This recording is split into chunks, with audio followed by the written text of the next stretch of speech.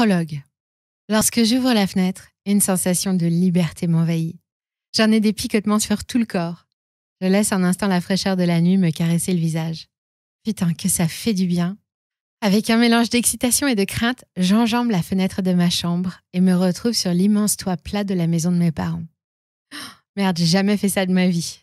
Si ma mère savait, elle qui ne m'a jamais autorisée à sortir, et encore moins après 22 heures, elle ferait une attaque si elle me voyait là.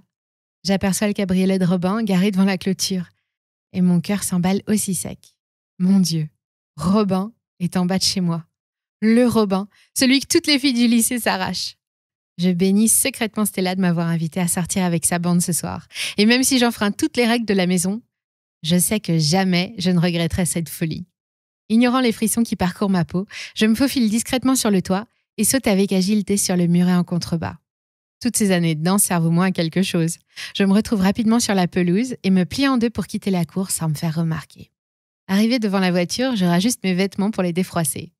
Robin est devant moi, appuyé contre la portière de la voiture, les bras croisés. Il me regarde avec un air malicieux.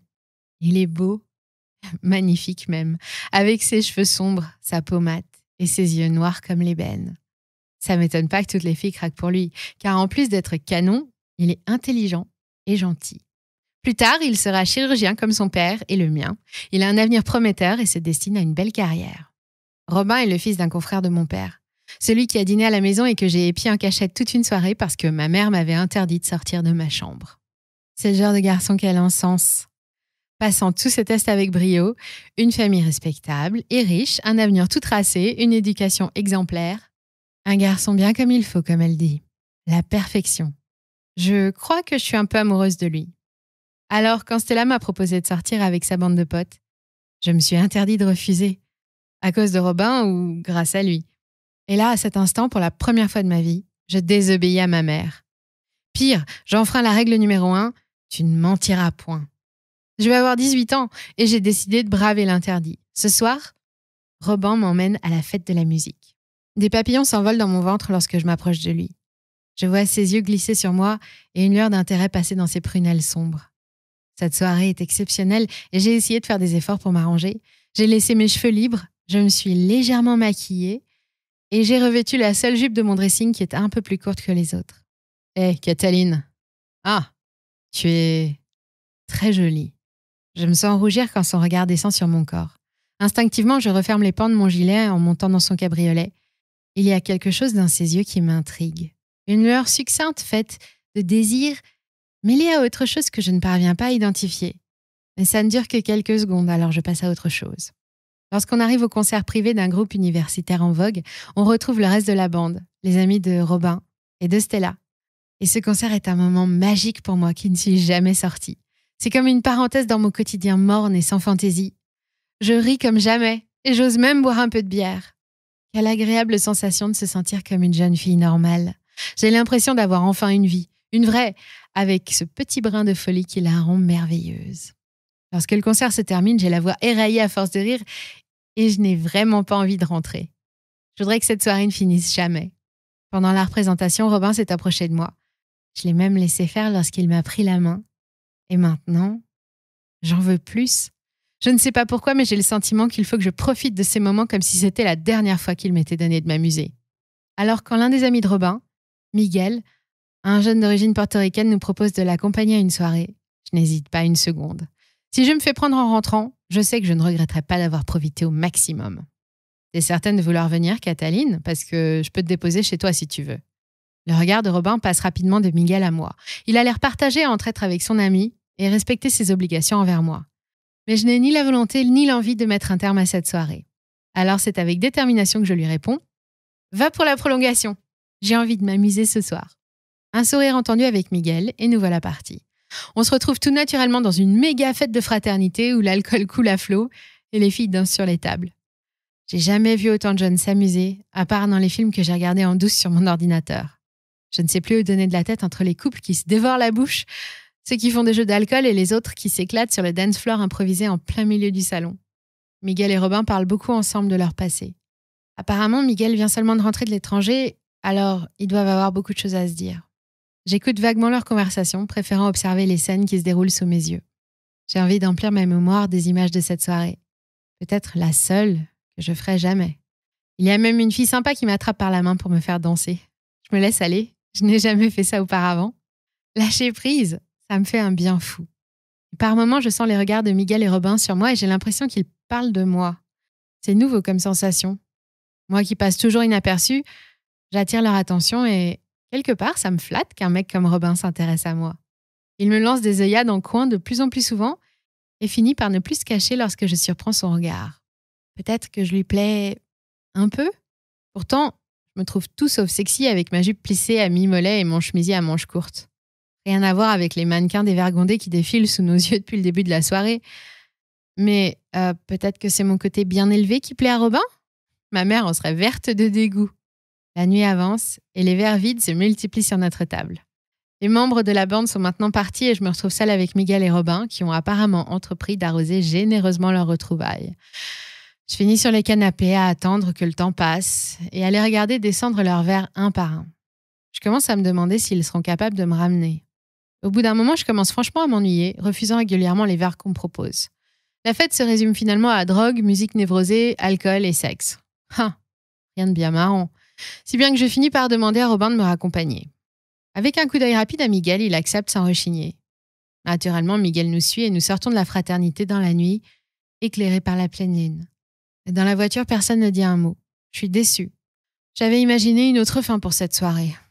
Un moment romantique avec Robin, sous le clair de lune. Peut-être même un baiser.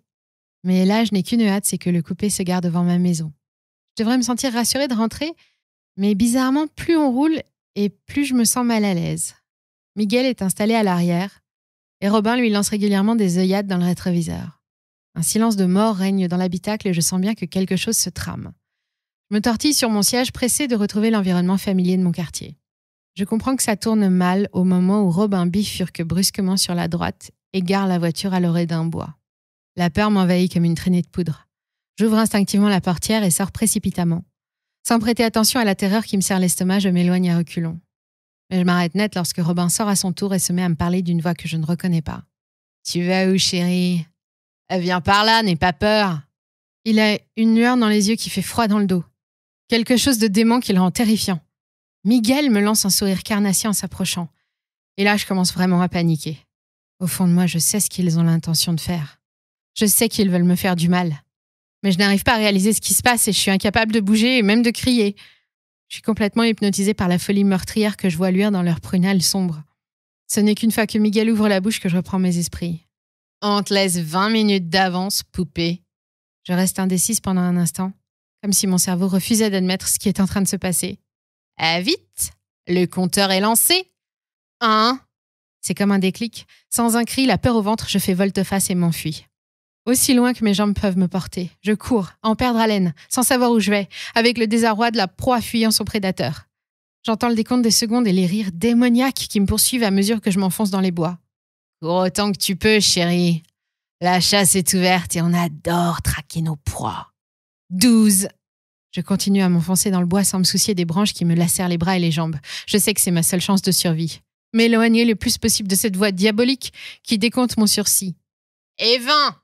Mon cœur manque un battement et je sens des larmes de dépit rouler sur mes joues. J'entends des bruits derrière moi, des pas qui se rapprochent. J'essaye de m'en éloigner le plus possible et au bout de ce qui me semble être une éternité, je me retrouve devant une petite cabane, en priant le ciel qu'elle soit habitée. Quelle erreur! Je frappe, je cogne de toutes mes forces sur la porte en bois pour que quelqu'un m'ouvre et vienne à mon secours. Mais la cabane est vide. Je tremble de tout mon être et je commence à sangloter. Le désespoir m'assaille comme une main invisible qui m'en serre la gorge et m'étouffe. Non, ça peut pas être vrai! Je me fige lorsqu'une branche craque juste derrière moi. Mon sang se glace dans mes veines.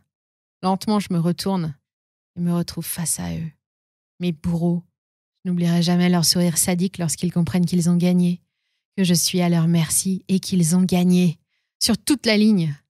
Lorsque Miguel prend la parole, sa voix est emplie de haine. « Saleté de muse vierge, si prude, si innocente. Tu penses qu'on va te laisser intacte avant de te vendre ?»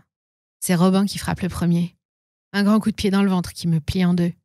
Je sais que je suis plus faible qu'eux, que face à leur force, j'ai aucune chance. Et pourtant, je me défends, comme une forcenée. Je réussis même à griffer Miguel si profondément au visage qu'il en gardera la cicatrice toute sa misérable vie. Salope, tu vas payer pour ça !» Et encore une fois, il a raison. Je paye. Il s'acharne sur moi pendant de longues minutes. Il me frappe sur tout le corps, sans discontinuer, et à tour de rôle. Les coups pleuvent tellement que j'ai plus la force de riposter ou même d'esquiver. Je sens mes coudes se briser lorsque Miguel me donne un coup de genou dans le thorax. Mon corps n'est plus que douleur. J'ai des hématomes et des plaies partout. À la fin, la souffrance est si intense que je manque de m'évanouir. Robin intervient alors, arrêtant mon calvaire. « Arrête, Miguel. Elle va tomber dans les pommes. » À cet instant, je pense naïvement que c'est terminé. Qu'ils ont passé leur nerf sur moi et qu'ils vont enfin me laisser tranquille. Encore une erreur. « Merde, c'est pas normal, » dit Robin d'une voix essoufflée. « Elle aurait dû réagir. » Miguel me fixe avec mépris. « Ouais, je crois que t'as raison. C'en est pas une, c'est pas grave. On va en profiter quand même, on n'aura pas fait tout ça pour rien. » Je comprends rien à ce qu'il raconte. Tout ce que je vois, ce sont ses yeux injectés de sang et son visage qui prend une expression si féroce qu'il a l'air possédé. Il défait son pantalon devant mes yeux horrifiés. « Vas-y Rob, tiens-la. » Robin obéit. Et là, j'ai envie de mourir. Miguel se couche sur moi et pendant que Robin me tient, il commence à embrasser mes lèvres avec avidité. Je serre les dents mais il me mord jusqu'au sang et je ne peux faire autrement que de lui laisser l'accès. Sa langue envahit ma bouche avec rudesse et je n'ai plus la force de lutter. Puis il arrache mon chemisier et ma jupe, me retrouvant ainsi en sous-vêtements à sa merci. « Ah putain, mais elle est vraiment bonne en plus. J'aurais jamais imaginé que sous ces fringues merdiques se trouvait un tel trésor. » Il arrache ma culotte, une lueur démente dans les yeux. Un goût de bile envahit ma bouche lorsqu'il commence à entrer en moi. La douleur que j'ai ressentie lorsqu'ils m'ont frappé n'est rien, comparée à celle qui me vrille maintenant le ventre. Les larmes coulent sur mes joues alors que Miguel me prend ce que j'ai de plus cher. Ma pureté, mon innocence. Il me viole pendant que Robin me maintient au sol, profitant du spectacle avec un rictus démoniaque. Je me sens humiliée, blessée, au plus profond de mon corps et de mon âme. Et pourtant, tout le temps que dure mon calvaire, je me force à regarder Miguel à travers mes larmes. Je veux ancrer son visage dans ma mémoire. Ses yeux, alors qu'il me brutalise de la plus vile des façons. Ces images me hanteront jusqu'à la fin de mes jours. Quand Miguel en a assez de moi, il se redresse sans même me regarder. Et là, je croise le regard de Robin. Je sais ce qu'il veut. Ça fait mal de me dire que j'avais confiance en lui, que j'étais prête à lui confier mon cœur et de le voir me trahir de la plus méprisable des façons. Avec un regard froid, Robin s'avance au-dessus de moi et tend la main pour caresser ma poitrine sans me quitter des yeux. Il prend une voix douce qui contraste avec la dureté de son regard. Sa main passe sur ma joue d'un geste presque tendre. « À quoi tu t'attendais en sortant ce soir, Cataline ? Tu pensais vraiment que je m'intéressais à toi ? Qu'on sortirait ensemble comme tous les autres abrutis ? Non mais regarde-toi. Avec tes vêtements de vieille, tu ressembles à rien. Si on n'avait pas eu des doutes sur ta nature, je t'aurais même pas regardé. C'est dommage parce que t'es plutôt canon en fait. Peut-être même plus belle que les muses qu'on connaît. » Je ne comprends rien à ce qu'il raconte. J'ai pas la force de lui répondre, alors je me contente de le regarder avec toute la haine que je peux. Robin lâche un petit rire méprisant. « Ah, je parie que tu comprends rien à ce qui se passe, pas vrai ? C'est pas grave. Ce sont des choses qui nous dépassent. » Miguel intervient et donne une tape sur la tête de son complice. « Ta gueule, Robin, c'est pas l'heure des explications. Faut qu'on finisse le boulot. On peut pas risquer qu'elle l'ouvre. » Je sais ce que ça veut dire. Ils ne me laisseront pas partir d'ici sans avoir fini leur sale besogne. Peut-être même qu'ils vont finir par me tuer. Ils ne prendront pas le risque de me voir tout raconter à la police. Et finalement, ça m'est égal, parce que je ne crois pas pouvoir vivre après ce qu'ils m'ont fait. Impassible, je regarde Miguel sortir un couteau de sa poche de veste et s'avancer vers moi avec un regard meurtrier. Je respire un grand coup lorsque sa main se lève pour frapper. Mais au moment où je ferme les yeux, en attendant le coup fatal, un grondement retentit. Une ombre gigantesque apparaît dans l'embrasure de la porte. Je ne sais pas ce que c'est, mais immédiatement, je me sens comme apaisée. Une vague de chaleur vient m'effleurer doucement et me procure un soulagement libérateur. Mes muscles se relâchent et la douleur s'estompe. Je me sens vidée de toutes mes forces, alors je me laisse aller et mon corps capitule enfin. Juste avant de sombrer dans le néant, j'entends la voix de Miguel, transformée par la peur. « Putain, merde ! Un maudit !» Chapitre 1. 4 ans plus tard. Si vous m'aviez dit qu'une modification d'emploi du temps pouvait changer toute une vie, je vous aurais ri au nez. Et pourtant, 9h30, il est temps d'aller au prochain cours.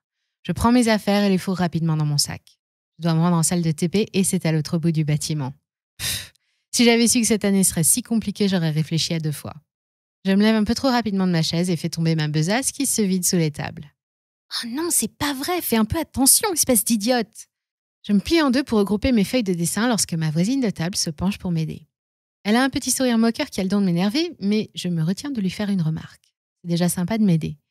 Puis ça fait longtemps que je n'ai pas suscité la crainte chez une fille de mon âge, alors je prends sur moi. Cataline, c'est bien ça ? Kat, si tu veux bien. La sécheresse de ma voix la fait reculer et je regrette aussitôt mon excès d'humeur. Mince, je vais encore tout foutre en l'air. Mais j'y peux rien, j'ai horreur qu'on prononce mon prénom en entier. Il me rappelle trop mes origines. Déjà que j'ai un nom à particules, alors si j'écourte pas mon prénom, ça donne un côté pompeux que je déteste. La fille me tend le reste de mes affaires avec un sourire hésitant. Elle a l'air sympa, cette nana.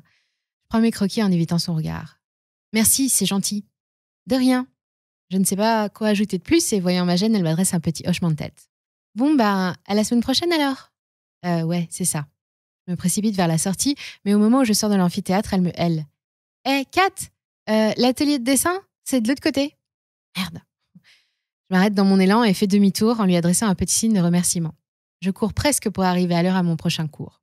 Je cours, encore et toujours. J'ai l'impression que je ne fais que ça depuis que j'ai intégré cette école de fous. Pourtant, c'est entièrement de ma faute. Si je ne m'étais pas décidée à suivre un cursus double cette année, je n'en serais pas là. Et oui, je sais, je suis une dingue. Je me suis mise en tête de suivre 2 formations complètement différentes. Ça remplit mes journées, ça m'évite de trop réfléchir et surtout, ça ne laisse aucune place aux relations sociales. Et puis comme ça, je me partage entre mes 2 passions, les sciences et l'art. Du coup, j'ai augmenté mon nombre d'heures de cours de 30%, plus le travail en autonomie à la maison pour rattraper ce que je ne peux pas suivre en présentiel. De la pure folie. Et comme si ça ne suffisait pas, je n'ai intégré cette nouvelle université qu'à la rentrée. Ça fait maintenant plus de 6 semaines que je suis dans cette école et je suis tellement surchargée par mon planning que je n'ai pas eu le temps de faire connaissance avec qui que ce soit. La belle affaire. Je réalise avec amertume que je ne connais même pas le nom de la fille qui m'a aidée tout à l'heure. C'est pathétique. Pourtant, quand je revois son visage sympathique, je me dis qu'elle pourrait très bien devenir une amie. Ça fait tellement longtemps que je n'ai pas eu d'amis. Je rentre précipitamment dans l'atelier de dessin et m'approche du professeur qui trône devant son bureau. Bonjour, monsieur. Je suis Cataline Duverneuil. Madame Martin a dû vous prévenir que j'intégrais votre cours aujourd'hui ? Il m'adresse un vague regard et me désigne le fond de la salle en secouant les mains en l'air. Ah oui, alors, qu'attendez-vous ? Installez-vous quelque part, on a déjà commencé. Ok, merci de l'accueil du con. La salle est grande et pourtant, il n'y a qu'une seule place vacante. Je m'installe devant une table à dessin en évitant de croiser les regards curieux que je sens sur moi. Je glisse mes affaires sous la table et enfile rapidement une blouse de travail. Le prof a déjà repris ses explications.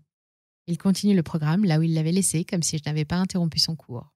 Punaise, mais qu'est-ce qui m'a appris de rajouter cette option en plein milieu du trimestre ?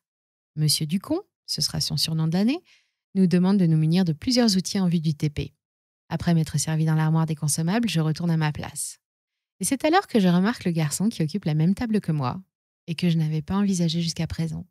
Il me fixe avec un demi-sourire comme si j'étais l'événement qui venait égayer sa journée. Gênée, je baisse les yeux. « Salut !» Sa voix rauque me fait sursauter. Je lui lance un regard en coin et vois son visage avenant qui m'encourage à lui répondre, même si je n'en ai pas vraiment envie. Salut !» Ses yeux me fixent avec intérêt. On ne s'est pas déjà vu quelque part ? Je ne réponds pas et il me scrute avec l'air de chercher dans ses souvenirs. Puis son sourire s'élargit.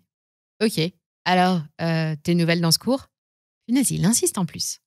J'affiche une mine renfrognée qui j'espère calmera ses ardeurs. C'est ça, t'es nouvelle. C'est pour ça que tout le monde te regarde comme une extraterrestre. Alors, tu viens d'où ? Merde, je suis tombée sur un lourd. Je soupire. Suis-je vraiment obligée de lui répondre ? Kat, ma vieille, tu as décidé de t'intégrer à la société. Alors oui, tu réponds. Ma conscience me remet d'équerre et je lui tire la langue intérieurement avant de me tourner vers mon voisin. Columbia. Le mec semble impressionné, avec toutefois un petit air intrigué. Ah, c'est ça l'accent. Il mime l'intonation de ma voix et son imitation m'arrache un sourire malgré moi. J'ai effectivement passé les 10 dernières années aux États-Unis. Et même si je suis revenue en France il y a plus de 10 mois, j'ai gardé un léger accent américain dont j'ai du mal à me séparer.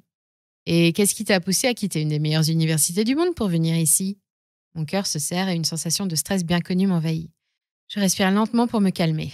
Même s'il m'inspire de la sympathie, je récite les arguments habituels comme une automate.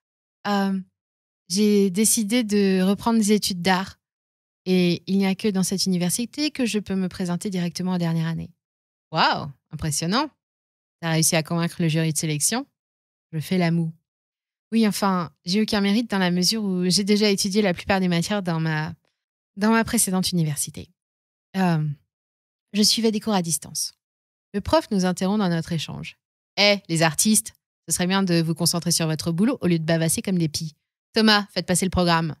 Putain, il m'énerve ce prof. Le Thomas en question nous distribue les sujets des travaux que nous devons réaliser en binôme et présenter à la fin du cours.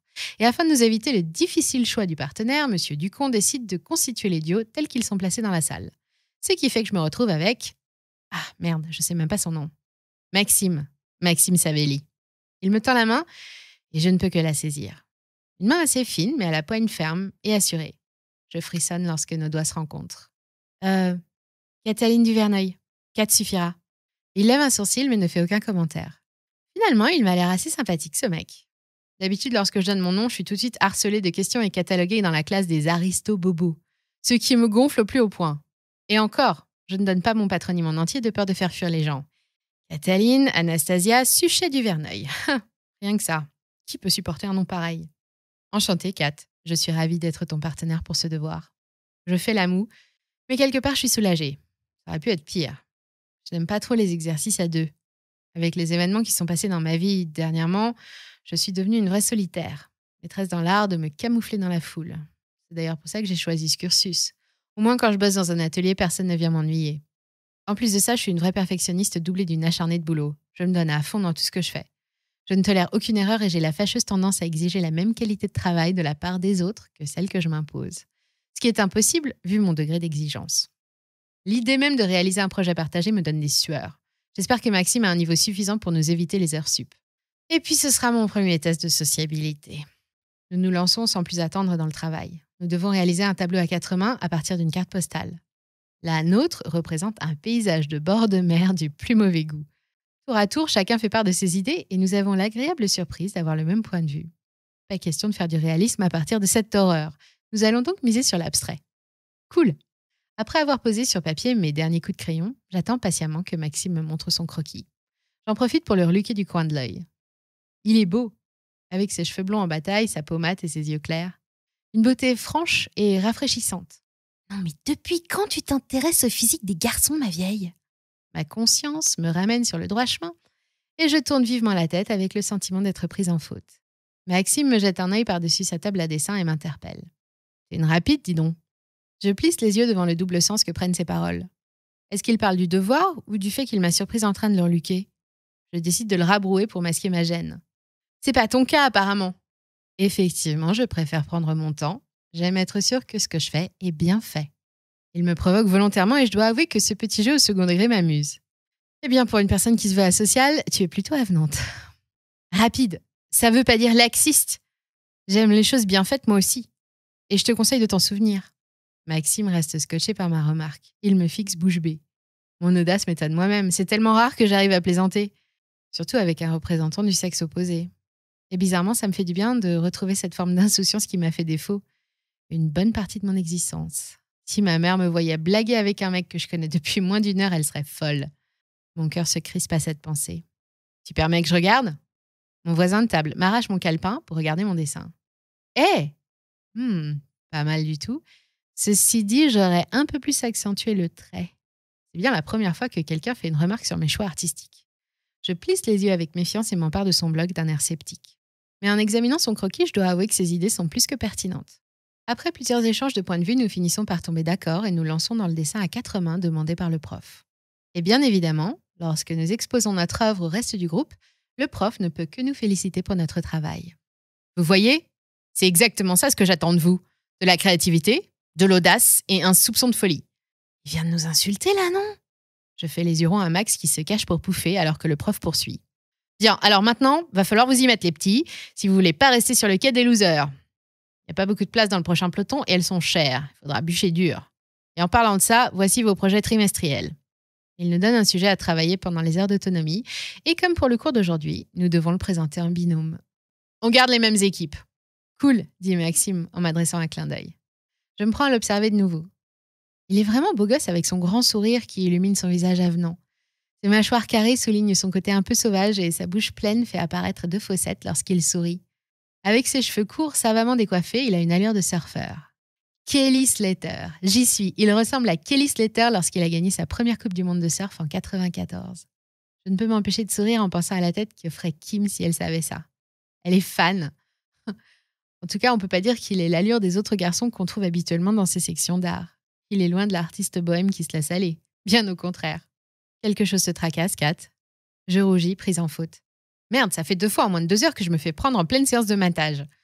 Non, rien. Je me demandais juste comment nous organiser pour mener ce projet à bien parce que pendant les heures d'autonomie, moi, j'ai mon cours de chimie. Il réfléchit un instant en me fixant avec intérêt. Hmm. Écoute, on va faire ça un autre moment. J'ai un créneau vendredi soir après 18h. On pourrait peut-être se caler pour travailler sur l'organisation. Ouais, doucement, ça implique beaucoup de choses, ça. Putain, mais dans quoi tu t'es fourrée, ma vieille? J'hésite. En plus, le vendredi soir n'est pas idéal pour moi. Je commence à ranger mes affaires tout en réfléchissant à la manière d'esquiver. On pourrait en discuter. T'as un cours maintenant? Oui, il faut que j'aille à l'amphithéâtre. La sonnerie retentit. Merde, je vais encore être en retard. Je me lève en remplissant mon sac. Si tu veux, on se retrouve pour déjeuner. Je fais l'amour en regardant vers la sortie. Mais la seconde sonnerie précipite ma décision. Ok, on se retrouve ici à midi. J'ai 1 heure de pause et après j'enchaîne sur un cours de gestion de projet. Moi, j'ai rien avant 15h. On discutera de vendredi soir. Avec un soupir, je finis par céder et décide de déroger à ma règle principale. Ne me demandez pas pourquoi. Ok. Et je file en courant dans le couloir sans me retourner.